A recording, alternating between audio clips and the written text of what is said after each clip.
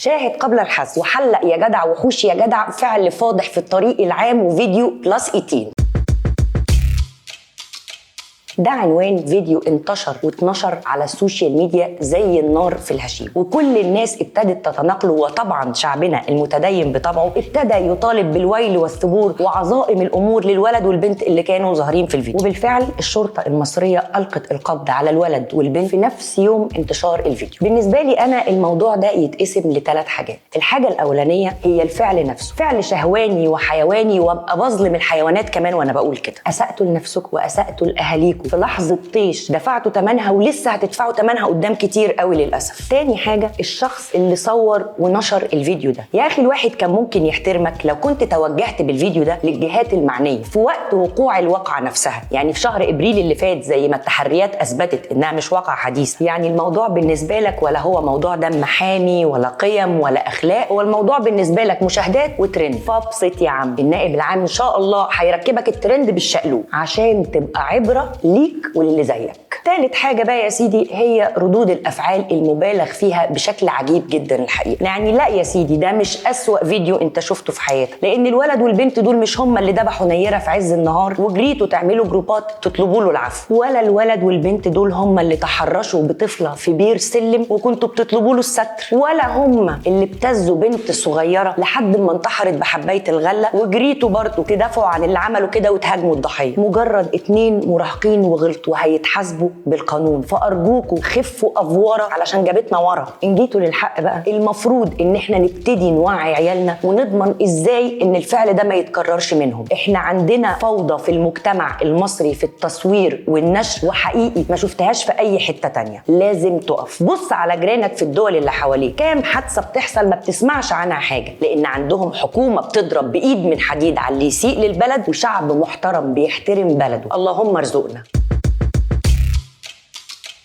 هوجة من التصريحات اللوزعية الصادرة من بعض الفنانين، ويتصادف دايما ان التصريحات دي بتطلع منهم وهم بيحضروا فعاليات في المملكة العربية السعودية. اما صدفة بصحيح، البداية كانت من الفنانة أصالة اللي من كام اسبوع كده طلعت تصريح عجيب الحقيقة، وقالت انها مدينة بكل تاريخها للمملكة العربية السعودية. الحقيقة المصريين جابوا لها من تحت الحوض وفتحوا لها الدفاتر كلها تنقرا، فرجعت في كلامها واعتذرت وابتدت تبرر. فقرر الفنان وليد توفيق يعلي على أصالة كمان ويقول لك ان السعودية دعمت ووقفت في ظهر عبد الحليم حافظ وفريد الأطرش، ولا وايه كمان خد عندك صباح. والله العظيم صباح. ايه ده يا ساده يا محترمين؟ ايه اللي بتقولوه ده؟ ما يصحش كده. الحقيقه ان النهضه الفنيه في المملكه العربيه السعوديه اللي بقى لها 2-3 دي الواحد فخور بيها جدا، واي حد بيقدر الفن وعارف اهميته هيبقى سعيد بيها جدا. وطبيعي ومتوقع منك كفنان ضيف في دوله ان هو هيجامل الدوله دي وهيقول كلمتين حلوين كده في حقها، لكن خلي بالك وانت بتقول الكلمتين الحلوين لحسن تقع مننا في فخ الرخص. وحاولوا كده يا جماعه، معلش حاولوا معانا يعني، وانتوا رايحين تجاملوا برضو ما تخبطوش في تاريخ غيركم. يعني ممكن تكتفي بالكلام عن تاريخك، ولو اني لما دعبست على تاريخكم كلكم لقيت الويكيبيديا بتاعتكم بتتكلم ان 90% من اعمالكم في مصر، يعني حتى مش في بلدكم الام. ولو عايز بقى نتكلم تاريخ اقول لك ان اول مهرجان موسيقي اقيم في المملكه العربيه السعوديه كان سنه 1998، لان قبلها كان الغنى حرام اصلا. المهرجان ده يا عيني اتعمل منه كام دوره كده وبعدين اتوقف خالص، وكان قائم اساسا على المطربين الرجاله، لان حضرتك صوت المراه عوره. الصباح ايه قبل ما تطلعوا بتصريحات تصغركم، يا تقروا تاريخ يا تيجوا وانا اذاكره لكم.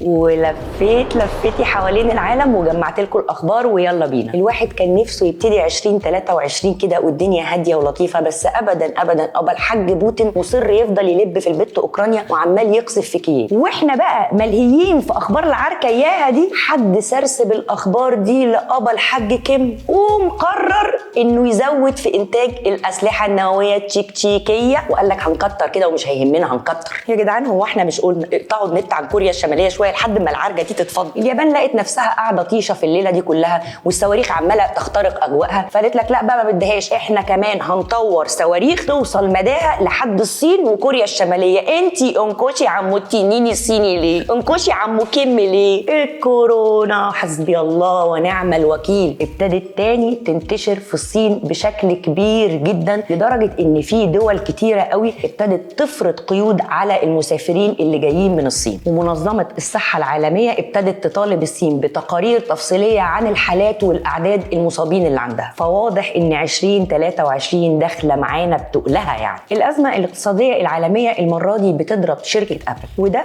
بسبب نقص الامدادات لمصانعهم في الصين، وكمان نقص العماله اللي تسبب في تفشي فيروس كورونا في الصين. وواضح ان الموضوع ده هيطول شويه، لان التوقعات بتقول ان حل المشكله دي هيبقى من 4 ل 6 اسابيع ويمكن يزيد عن كده. وابتدوا يفكروا ان هم يعملوا خطوط انتاج ليهم في الهند. نيجي بقى على الدنيا مصر. صرح رئيس الوزراء على اقتراب انتهاء أزمة البضائع المحجوزة في الميناء. تم الإفراج بالفعل عن بضائع بقيمة تتجاوز 6 مليار دولار من الموانئ المصرية، وإن باقي البضائع هتخرج تباعا وهتبقى الأولوية للسلع الأساسية ومكونات الإنتاج. وده بالتزامن مع قرار البنك المركزي برجوع التعامل بمستندات التحصيل من بداية 2023. يا مسهل الأمور العسيرة يا رب عديها. ولحد هنا أنا عملت الصح معاكم، وهروح ألف لفتي وارجع لكم تاني.